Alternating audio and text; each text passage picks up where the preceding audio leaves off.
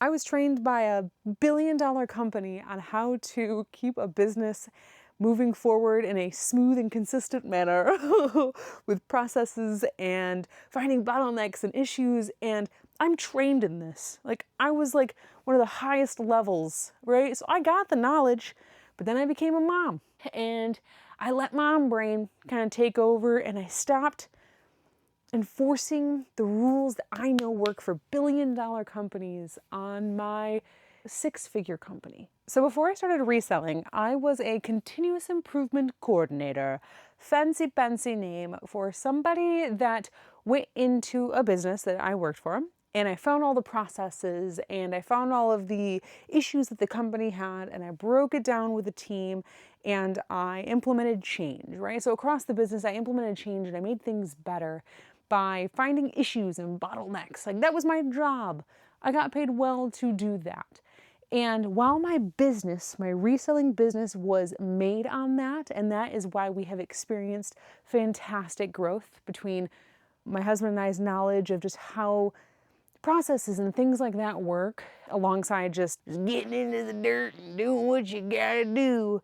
Between those things, those couple things, that's what made us grow as fast as we've grown.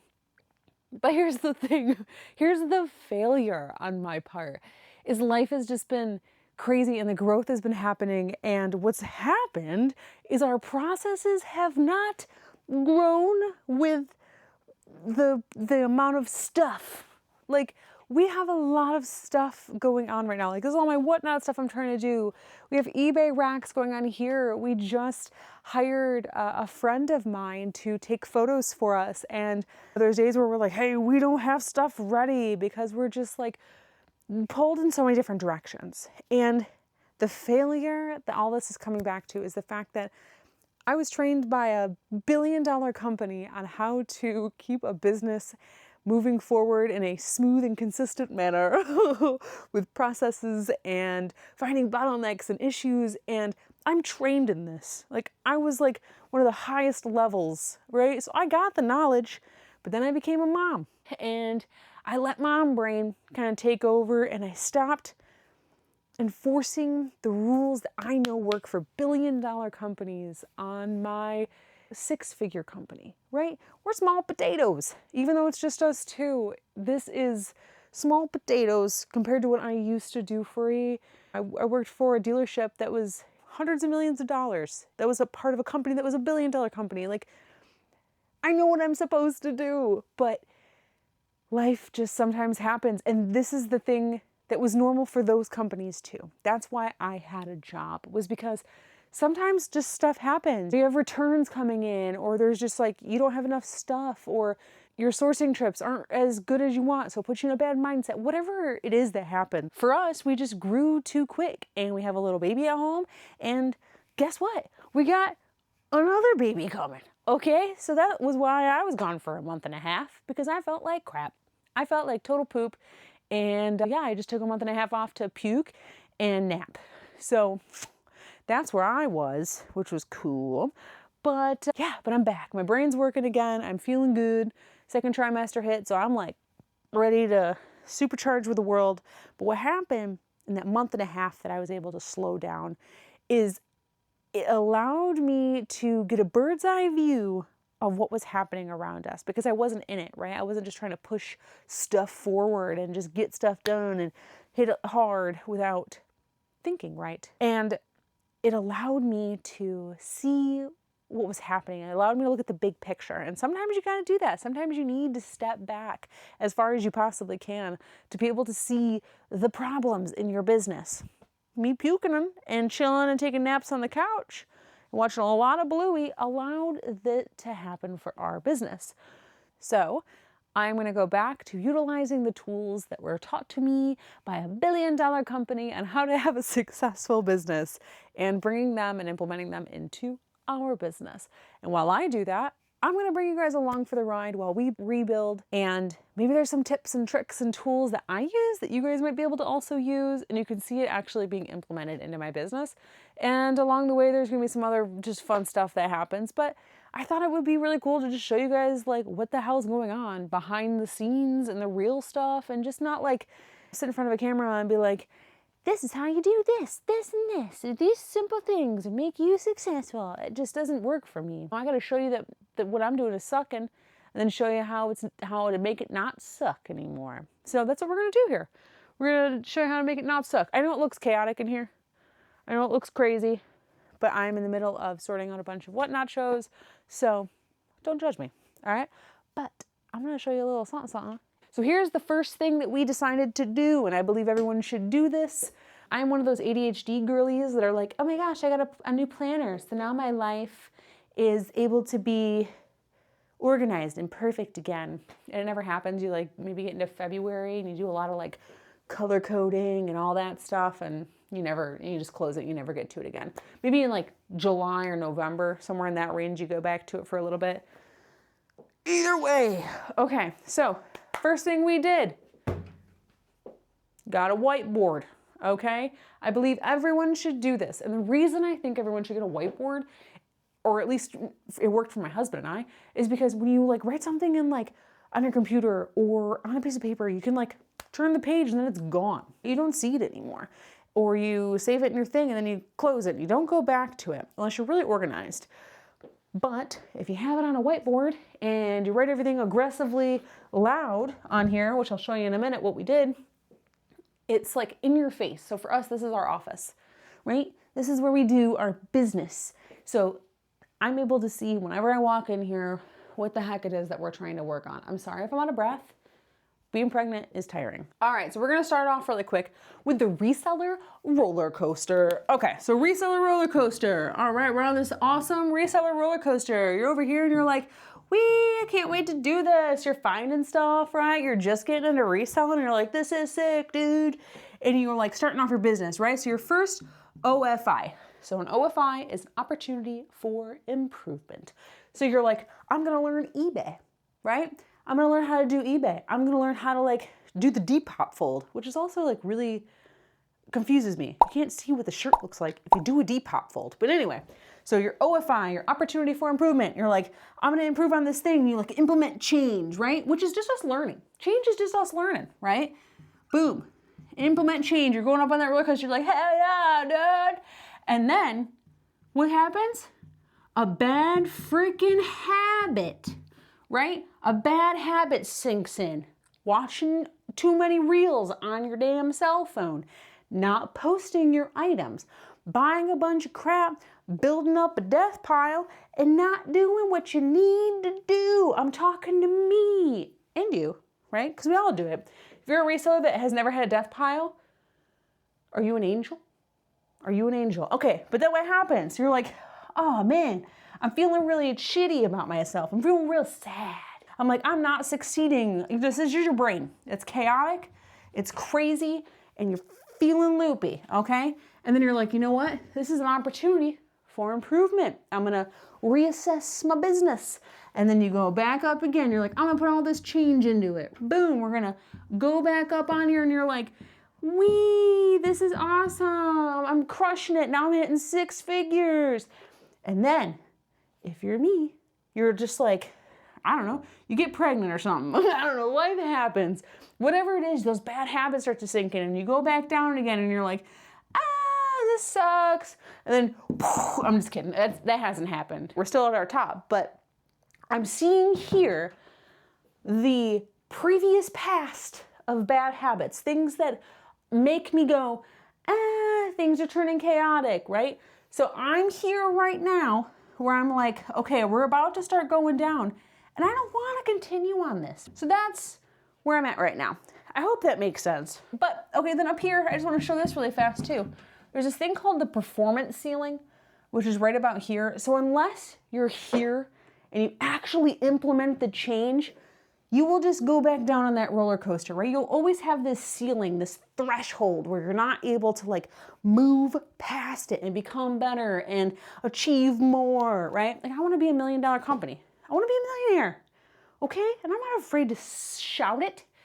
But if I watch a lot of reels on Instagram and I let things get in my brain, then I'm gonna go back down again. If I don't have control over my business and I don't know my numbers and I don't know my finances properly and I don't stay on top of the incoming items, right? The things that we source, if we aren't throwing those into a proper channel, into a proper process, then we're all gonna die. Okay, we're not gonna die, but like we're gonna lose money and we're not gonna be successful. And all it's gonna do is just create this like crazy chaos realm around us that we don't want to be in. We're chaos goblins and we're trying to be success goblins, okay? Nothing sexier than a success goblin. But anyway, yeah, so this is our performance ceiling and we're right here if we keep on that bad habit. We don't want that. We want to break free of being a piece of crap and then good and then a piece of crap. We don't want to be a piece of crap no more. We don't want this. We want to go up here and then be happy. I don't know. Whatever. I don't know. That's stupid. Whatever. We're happy no matter what. I hope this makes sense. And if it doesn't make sense, that's cool too. This is how my brain works and I am bringing it to you. I'm not trying to make it perfect and pretty. Okay, I am trying to make it real and raw, and that's what you're gonna get going forward. But, cool. So, what did my husband and I do? We busted out the whiteboard, and we started at the super duper basic. So let me show you that real quick. Here's, oh God, oh my God, the wall. Okay, so everybody's business is going to be different, right? We are in a couple different areas. So we are in eBay, Whatnot, social media. We sell on eBay, we sell on Whatnot, and I do social media and admin stuff, right? So that's just like personal finances and roles and responsibilities, time management, because that's a big issue for us with kids is we can't both just dive into it, but we both want to be a part of everything. So we gotta work on that a little bit. So the other day was our first day going back to basics. We started with eBay. So we broke it down into all of the different areas of our eBay. Shipping, photoing, posting, cross-listing, inventory, sourcing, time management, whatever, you get the gist. And then what we did is we broke it down and we said, okay, shipping. What is the issue? What are the OFIs? The opportunities for improvement in shipping. More or less, what are the bottlenecks? What are the issues that we see in shipping? I'll break down shipping really quick. That'll be my example. So for shipping, when we are at home, our basement is filled with inventory. So in the morning, he'll get up, he will grab all of the inventory that's there, put it in a jumbo bag, bring it to the office. Anything additional that's in the storage unit, he will pull that and then he will ship it in our office at a desk in here. The predicament is when he's at the desk where the label printer is and just the amount of space and just the flow of our shipping table is not efficient in the way that we would like it to be. So that is an OFI. So that is where we are like, hey, this is a problem, let's fix it. Okay, cool. Next part. We do that for all of these areas and we find our opportunities for improvement. Then we put this little sexy guy right here next to the ones that are our main priority, the biggest issues that we see that need to be fixed that will allow less bottlenecks to be happening, but also like, I don't know, just what we need to start on. You know what I'm saying. So we broke it down right here as to what those are. For us, we need to work on our flat lay in the office because something's just a little wonky about it. Our inventory flow, we're spending a lot of touch time with our items. Time management, already talked about that. Finances, we just needed to know our numbers properly. We know that we're doing good, but we weren't breaking it down to the smallest little, knowing what your turn the lights cost on, I think is what Tech and Sports calls it. And that was a very good number to know. We figured out what that was today. And we have to be hustlers, okay? And we are gonna do it. Okay, and then next one, organize the office. I am a massive, massive believer that if your space is organized and things are off the floor and stuff is clean, that's how your brain is, right? If shit is chaotic, you are chaotic, all right? That's why I'm feeling a little crazy, okay? I'm organizing that Whatnot stuff and it feels wild in here. But I know that we are working towards the right thing. So I know this is a lot. I know it's crazy, but I told you guys, I'm literally gonna show you what it is that we're doing and maybe you guys can do it for yourself. So now how are we organizing this when we erase it? What? That's a good question. I created a Excel sheet. Like I said, I try my best to stay out of putting things in my computer for the most part because when I shut it, I never go back to it. But this is the one thing that we implemented where it's like, hey, we spend 5 minutes in the morning powwowing together and we go over all of our things that we're working on. So I'm currently editing the video and I was like, wait a minute, why don't I just make a little template that you guys could utilize alongside us using it? And yeah, so I made just that. There is a little template that you can download in the little description below, and you just hit the little use template button right there in the corner. I'll make a little how-to video and walk along with you guys with it. But if you guys want to just like hop up in there and start using it, go right ahead, make it your own. But yeah, so a little useful tool for you, free down below. And let's get back to the video. There are multiple lines and it starts with an OFI. So your opportunity for improvement. So you'll talk about like shipping. The table setup sucks. That's your opportunity for improvement, right? And the next one is a correction. So what is the correction? What is going to be the thing that you are going to do to fix that problem, to fix that opportunity? So it would be reorganizing the table setup with a better consistent workflow. That's the thing that we're working towards doing. So then we give a champion. So would it be Nathan or I to be doing that task? Could be both of us, but at the end of the day, someone needs to headline that. Someone needs to manage that task. Then you throw in like a due date. When do you want to have this completed by? A status thing, some notes, and a meeting date. So for us, it's always like, okay, I want to have it completed by upcoming Wednesday, but then we're going to have a meeting on Friday and go over everything. And you can set these up in the sheets, in Google Sheets or Smart Sheets, to like email you and update you, or you just sit down every day as a team and keep each other accountable. I know a lot of people don't have a team member. It's just you. It's just you doing this. You have to keep yourself accountable. But at the end of the day, all of these things you can do by yourself. You don't need to have somebody else there with you doing it. So yeah, so here is the beginning of us taking back control of our business and getting down to the nitty-gritty and creating processes and documenting everything, which is the next step after all of this. Once we break all this down and we start working on it, we're going to put it into a photographed file format, and it's going to be amazing. That way it's easier for us to implement exterior people and bring them into our shindig we got going on here. So yeah, again, my apologies for being super out of breath. Having a human being inside and making eyeballs is a struggle sometimes, okay? It's not easy. But yeah, so I'm gonna get back to organizing some stuff, and I just wanted to give you guys an update as to how to improve your business in some way, shape, or form, or how we're doing it, and hoping that maybe it helps you.